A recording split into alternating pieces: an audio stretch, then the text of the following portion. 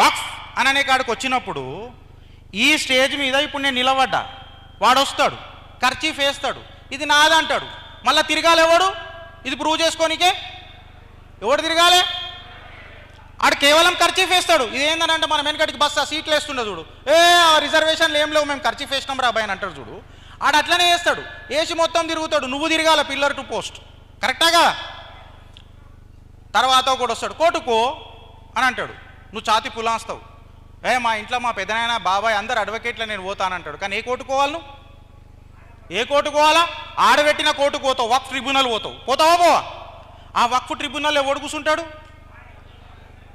ఆడే కూర్చుంటాడు. మళ్ళా వీళ్ళు అయ్యా జాగీర్లు అయినట్టు వాళ్ళే కూర్చుంటారు, మొత్తం ఆడే తీర్పిస్తాడు. ఆడ ఓడిపోతావు, ఓడిపోగానే నేను ఆడ ఓడిపోయిన అప్పుడు నీకు జర జాగృతి అవుతుంది అన్న, ధర్మం నిలబడాలన్న, ధర్మం నిలబడాలి, అప్పుడు నీకు యాద వస్తుంది. నువ్వు ధర్మం నిలబడాలి, లోపల దౌర్జన్యం అయిపోయింది, దరిద్రం దండయాత్ర చేసింది. ఇది అయిపోగానే ఏం చేస్తావు? అప్పుడు జర ఆలోచన వచ్చి హైకోర్టుకు పోతావు. హైకోర్టులో నీకు మంచి అడ్వకేట్ని పెట్టుకుంటూ వచ్చు, నువ్వు కూడా మంచిగా లాగి నీకు తెలిసొచ్చు.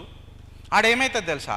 హైకోర్టులోకి పోగానే నువ్వు కోర్టు ఫీజు కట్టంటాడు. సార్ ఇది మొత్తం కిస్తులు మా ముత్తాతలకేని కట్టిరు సార్, ఇది నేనే సార్ అని చెప్పినా నువ్వు కోర్టు ఫీజు కట్టరాబాయి, లేకపోతే ఇక్కడ లాయర్లు ఎవరైతే ఉంటారో నేను చెప్పింది రాంగా కరెక్టా చెప్పురు జర, కరెక్టా రాంగా? కోర్టు ఫీజు కట్టాలంటాడు. కడదాం అందులోమున్నది అని చెప్పి మనం ఇంకా ఛాతి పులాస్తాం. కోర్టు ఫీజు ఎంత ఉంటుంది రా అంటే, అది గచ్చిబౌలి బంజారా హిల్స్ జూబ్లీ హిల్స్లో జాగుందనుకో, చినిగి షార్ట్ అవుతుంది.